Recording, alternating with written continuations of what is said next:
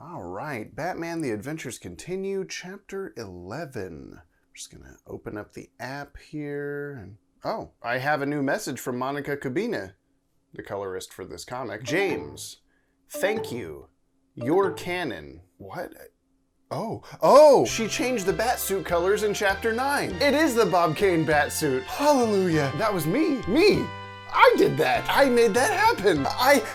Wait, she changed the Robin suit colors too. The leggings are gone. It's the Robin suit from the Batman Adventures Volume 2 Dinosaur flashback? But the trunks are supposed to be green. Monica!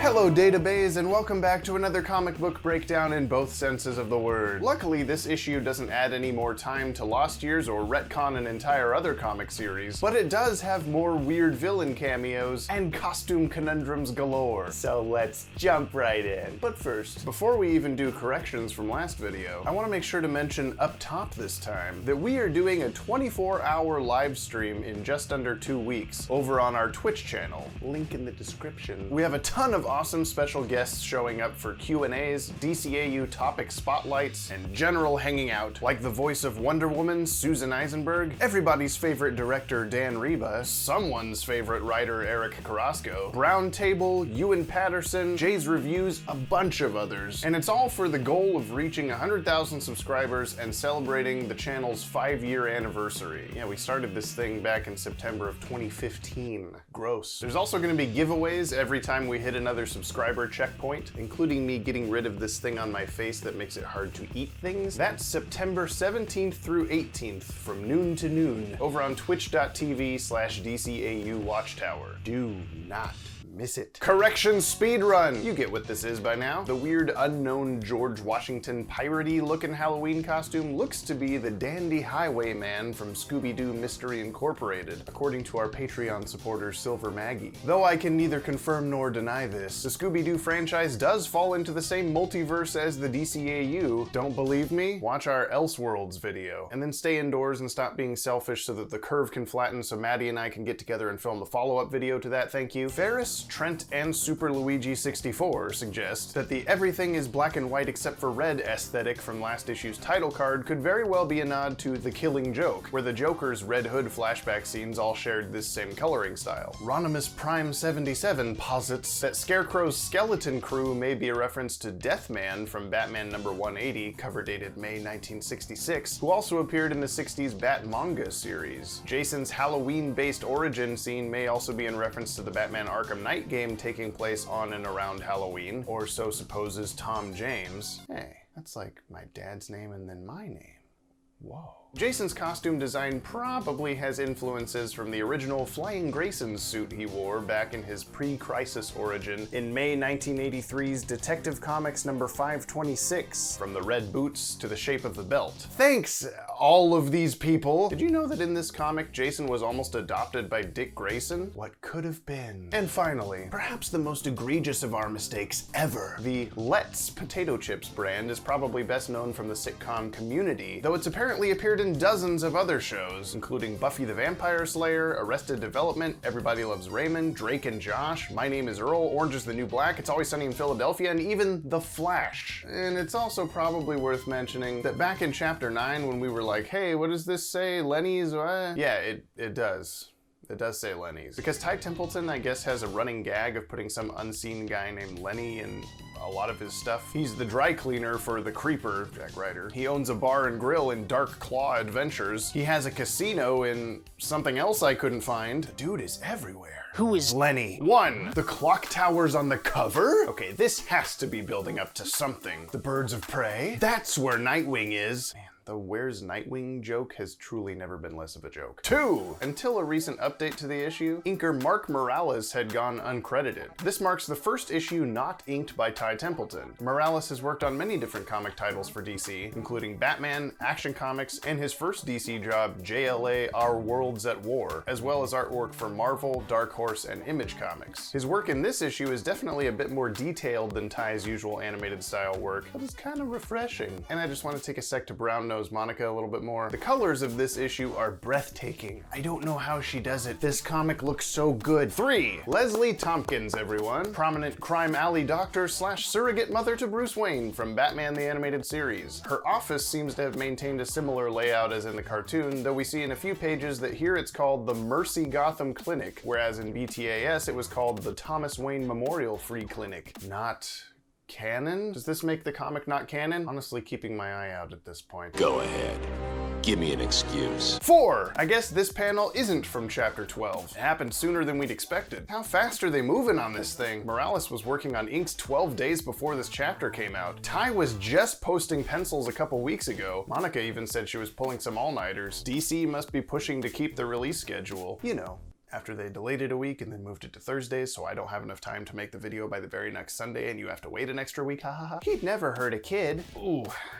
Stings. 5. Is this girl's name Carrie as a reference to Carrie Kelly from The Dark Knight Returns? Carrie Kelly did already have a couple much more literal appearances in the forms of the Carrie girl from the episode Legends of the Dark Knight and Batman and Robin Adventures number 6, written by Ty Templeton, but it's still possible that she... Oh my God. What am I looking at? What built it? What?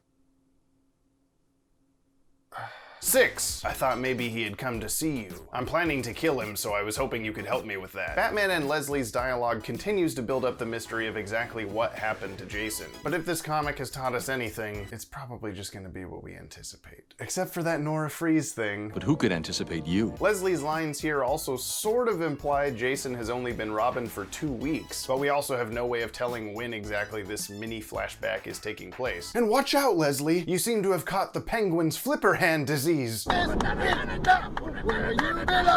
7. Jason mentions Rupert Thorne, who seems fine by Mystery of the Batwoman despite Jason's fooing. Jason also has no nipples, which I can only assume is due to Superman stealing them for his collection. One of these days you'll meet your match, Jason. The match that lights the dynamite that blows him up next issue? 8. Maybe your Batman needs to be laid to rest. Your Batman? Not my Batman. Not can. 9. Oh, Batcave display cases. You slay me. Okay. Now, both Robin costumes are side by side, with no sign of that little Peter Pan-ish outfit. Batman's costume is on the rack, despite him being out and about wearing it right now. Batgirl's costume has a wig? Her hair isn't part of her costume like New 52 Batwoman. Tim should be way shorter than Dick. Is this gonna be our only Nightwing appearance? The way the lights line up with the costume? There's at least 1, if not 2, extra cases. For the BTAS Jason's suit, Batgirl's older suit, her other new weird blue older original suit, the other original bat suit, the yellow bat suit. This dude kind of looks like Tintin. We're gonna take a quick commercial break, but when we come back, hot dogs, helicopters, and Harley freaking Quinn. Stay tuned for an all-new Batman Beyond today after Men in Black. You know, as a soon-to-be father, it's been a rough road trying to figure out what the heck am I gonna call this thing? There are so many names. This is gonna be a name that the kid has for the rest of their life, unless they decide to change it, I guess. I have to pick a really good one. And this book is for not me, so that's not gonna help at all. But you know, I've been looking online for names that feel good to me. Names that I think might represent people of good hearts, good souls, good wallets. Names like, Kim. That's my grandpa's name. Or Martin. I kind of like Martin. Steve Martin, Martin Short, Martin Manhunter. Jordan, like Michael Jordan. There were like 20 Jordans in high school with me, so maybe not. Pete? Pete's okay. Maybe the middle name could be Buttigieg. Buttigieg. I don't think I ever figured out how you actually say that. Chris?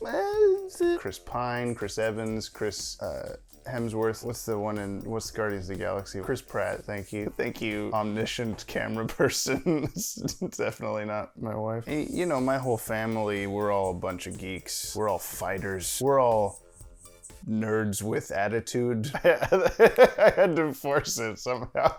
And there's one more name that I've been kind of throwing around, you know. I want to put it out there, just see how I feel saying it. Deductionist! What do you think? What if we changed the E to a 3 and the I to a 1? Chris and Nerds with Attitude, I think I'm gonna keep those around for a while. I'm gonna keep mulling them over, along with, you know, names like Cody, Mac, Robert. That would just make me think of meatballs all day. Luke, Richard, could go for kind of a weird one. Cameo Shadowness, no? She says no. Okay, there's one more that I've been thinking about. Give me your opinion, camera woman. What do you think of Aaron? Oh, good, because that's the last Patreon name on the list. We already picked Aaron before. It has nothing to do with you, Aaron. I'm sorry. I'm also sorry to the people that wanted me to pick, like, Terry or Bruce or Booster Gold or some shit. If you want to be the name of my child, then go to patreon.com/DCAU Watchtower. That's where you can find all sorts of cool stuff for you, your loved ones, your babies. I don't know how much the babies would get out of early access to YouTube videos or voting in polls to decide what videos we make. The Ranthanagar War video is coming, I promise. I'm so sorry. They might like drawings, I do. Kids like art. I'm gonna draw the heck out of things for my kid. You could do it for your kids too. It's up to you completely, entirely. Webcam chats that we do once a month. You'll meet my kid whether you want to or not, because he'll be screaming and I'll be like, I'm sorry, here he is. All that stuff and more on the Patreon. Go check it out. Have your name said in the video after you sign up, or depending on what tier you go to, it could be every time. So yeah, it's decided. We're gonna name the kid Deductionist with a 3 and a 1. What? No, that's what we said. That's what's on the list. That's what we decided. No, don't leave. Frosted Cheerios taste so good this box never closes. 10. Eat shit, Jimmy Olsen. More floating head narration like we got with Slade back in chapter 4. And does this guy have a crowbar? Guess he kills Jason Todd. What a twist! 11. The cameo parade continues with even more Bat villains. Clock King gets stabbed by his own cane in front of a giant clock. The clock tower foreshadowing finally paid off. Man-Bat being here doesn't make much sense considering Kirk and Francine Langstrom, the two people who have turned into Man-Bat, were cured by the end of the animated series and even appeared in human form at Bruce Wayne's wedding in TNBA's Chemistry. There's extended Man-Bat lore in the BTAS tie-in comics, but who knows if those count anymore or if they ever did or whatever. Penguin's seen here in his BTAS design, which basically confirms he did undergo some sort of transformation between the shows, and his character isn't just one of those viewed through a different lens kind of things. Confirmed. Jason kicking Penguin out of a helicopter caused Penguin to lose 100 pounds and gain more fingers. Or maybe he gets roughed up so hard on the way down that he has to get a ton of plastic surgery. Or maybe he dies here, and the Penguin we see in TNBA isn't even the same person. Does this make the comic not canon? 12. Killer Diller might be a reference to the 1948 film Killer Diller, or the 1991 Clyde Edgerton book of the same name, though neither have anything to do with crocodiles. So is Jason just saying, like, Killer Crocodiller? I honestly have no idea. 13. Really thought Jason was gonna kill Killer Croc here. So close to breaking canon. So close. Gordon's rocking some UPS shorts. There's a timeline clue. It must be summer. They found Croc underwater the following night? Can he breathe underwater? He's just a scaly dude, not a metahuman. Right? Well, at least he had some Starros and goldfish crackers to keep him company. 14. Alfred talks about the police starting to lose trust in Batman. Did they not learn from the pilot episode or Mask of the Phantasm? More clock tower here. Guess the big payoff is still coming. And here's good old Sidney Debris, aka Sid the Squid, from the animated series episode The Man Who Killed Batman. 15. Sid seemed to have his tentacles in everything. Since when is this an apt description for his character? He could barely make it one day in the Gotham underworld. More like, they called him Sid the Squid because of his penchant for hardcore hentai. And if you think that's a little overboard, trust me, I've seen his hard drives. Sid's episode ended with him being hauled off to Stonegate Prison, a hero in the eyes of his fellow inmates for standing up to the Joker and Rupert Thorne, which he didn't really do. Batman did that stuff. Just watch the episode, it's one of the best. A legacy that maybe even carried on strong enough for Tony Zuko to feel it necessary to copy the pseudonym. But now, Sid's just back on the streets, dangling near yet another clock tower appearance. Are there just a bunch of buildings in Gotham with giant clocks on them? That must be hell at the top of every hour. 16. It's the anniversary of Joker and Harley Quinn's first heist. Hey, Maddie, do we know what time of year the flashbacks from Mad Love happen? Uh-huh. Okay. All right, thank you. No, we do not. We're back at Amusement Mile again, evidenced by the Wacky Wheel Ferris wheel, and a fish game of this proximity certainly seems appropriate. Joker's wearing a wide-brimmed hat similar to the one from Mask of the Phantasm, but notably different from the hat he wears on occasion by the new Batman adventures. And while I've mentioned before that I am 100% behind using the Justice League design for Joker, since it's objectively the best Joker design, fight me, it is strange that he's the only character hanging around these parts that isn't in the Batman the Animated Series art style, except Alfred, and I guess Bruce Wayne's face. What are the rules here? Harley's got a bit of an interesting costume alteration here too, her left glove being white, something that carries on through the rest of the issue. Though we do know she has a whole closet full of variant costumes, and in her first print appearance in the Batman Adventures number 12, she even has red gloves on both hands and a red mask, so... shrugging referee Facebook sticker. If the ring wasn't lit, you must have quit. The stuffed animal prizes at the ball toss appear to be a possibly miscolored Streaky the Super Cat, who we've seen in non-super form in Superman the Animated Series and Justice League, and also in yes super form as a toy at Carl Rossum's place in Deep Freeze. Beppo the Super Monkey, another superpowered animal character from DC's Silver Age, but also the name of the monkey plushie Lois Lane had as a kid that was used to soothe the overgrown Titano in the Superman episode Monkey Fun. And Underdog. Underdog is also here. And everybody seems pretty frightened by all the Joker chaos, but this kid back here? I am not impressed. 17! All I gotta say about this page is that Joker's notion that Harley Quinn will come crawling back is similar to what he said in the JL episode Wild Cards. That we're two of a kind, that you'll always come back to me. 18! A definite Laughing Fish reference here, and this scene in general reminds me of the Mad Hatter forklift moment from back in chapter 4. And wow, this place has jokes and lots of loft. I made it myself. Oh, and here's another clock tower. If you're keeping score at home, let me know, because I certainly gave up weeks ago. 19. Harley throws away her disguise, including her own nose. And it seems Alfred is aware of the Brutal Core X-Track shenanigans that we use in every Patreon party. Nice, dude. Nate Mans is clearly a play on Nathan's famous hot dogs, down to the nearly identical logo. And I'm betting that this dynamite comes back to blow up Jason next issue. Please prove me wrong, Mr. Dini. Only 3 more pages to go before my predictions for next issue, so stay right where you are, and forward this video to 5 friends or else the skeleton crew will appear at the end of your bed tonight. The Batman Superman Adventures, this weekend on Kids WB. So any advice, one Batman to another? Yeah, watch your diet. That suit hides nothing. Batman Beyond, all new this weekend, only on Kids WB. 20! Boy Scout is usually what people call Superman, or even Captain Marvel by Justice League Unlimited. I guess Boy Barbarian didn't really catch on, eh, Alfie? Man, Jason really likes these super high leg kicks. Kid's doing his stretches. Oh, Jesus, dude, Robin, you don't get to do that to other people. Batman does that to you. You got it all wrong. Monica knew that all the way back in chapter 5 when she referenced the meme. Batman would never hurt a kid, my ass. 21! Joker's electric joy buzzer makes a return. A weapon he first used in Batman number 73, October 1952. Though made popular in Tim Burton's 1989 Batman movie, Joker used this deadly novelty item in the DC animated universe several times, notably against a weakened Superman in World's Finest, against an unshaken Static in the big leagues, and against Batman and Ace, and eventually against himself, in Batman Beyond Return of the Joker. It even makes an appearance as an actual buzzer in Batman Mask of the Phantasm. Wrong! And of course, here, the Mark Hamill-voiced Joker stands in yet another Mark Hamill-voiced Hobgoblin-like fiery hand pose. Joker calls Harley Pumpkin Pie, which is similar to when he called her Pumpkin Pie at the end of Harlequinade, and similar to this Harley line that I'll never understand how it got past the censors from Beware the Creeper. Wanna try some of my pie? 22!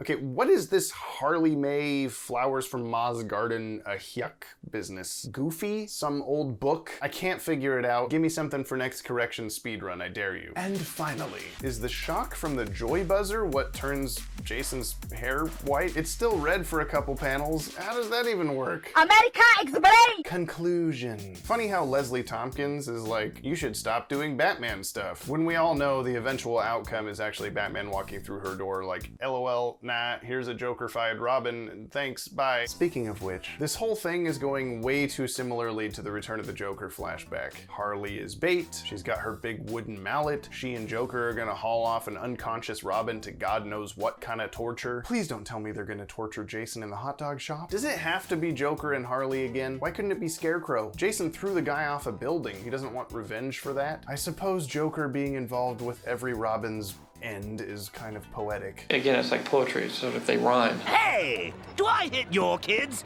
Oh, actually I do. But I truly hope that next issue surprises me. We all know the story of Jason Todd's torture and death, followed by his resurrection into Red Hood. We've seen it a dozen times before. I know this comic is kind of a mandated toy selling operation, if those toys are even gonna finish coming out anymore. Ooh. But these are the guys who took a lot of pre-existing characters and turned them on their heads to create brand new, refreshing takes that would become the definitive versions for a generation of DC Comics fans. So no pressure or anything, but come on, my dudes. Don't just show me what I've seen before. Don't show me Jason's same old origin, but more importantly, don't show me Return of the Joker again. If not for me, then do it for Tim Drake. Yeah, he got a pretty horrific ending to his story, but it's always felt to me like the DCAU's answer to Death in the Family, since Tim already shared some character elements with comic book Jason Todd. I'll reserve judgment until later this week when issue 12 comes out, but damn if I don't expect it to take the piss out of what is probably this universe's most haunting chapter. I'm trying so hard to read this comic as just like, oh nice, this also happened in the DCAU, very cool. But this world has been around since 1990-2. We know these characters and this world so well at this point. It's almost impossible not to think about the timeline because they keep referencing the timeline. I think my eventual hindsight assessment of this comic is gonna be like, well, it's got some nice pictures you can look at. I gotta try to put myself in little kid James's shoes next issue. I gotta read it with an open mind, an open heart, an open window of Internet Explorer on toonzone.net, where I can write a novel of a forum post about how none of this makes any goddamn sense. Oh wait!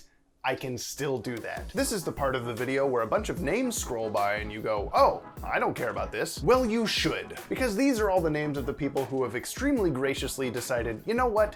I like what these guys do. They make videos for me every Sunday and they deserve a couple bucks for their trouble, and we love them for that. It's truly the best group of people to be involved with, and it's super easy to join. You just go to patreon.com/DCAU Watchtower and click on one of the options depending on how many cool things you want showing up in your email inbox every month. So go check us out over there. I think you won't be disappointed. We certainly won't, because you're giving us money. That's the whole point of what I'm talking about. That's it for this week. Hit the subscribe button below so you don't miss every new video we post. And follow us on social media at DCAU Watchtower for DCAU news, Mr. Wing memes, and info about the upcoming live stream. Follow us over there on Twitch too. We do streams on DCAU comics, books, video games, 3 times a week as it is. Why aren't you watching those? We do funny voices and get stuck on really hard boss battles and lose our internet connection. What's not to like? Thank you for watching. I will see you next time when Jason blows up. He's gonna blow up. There's no way he's not gonna blow up.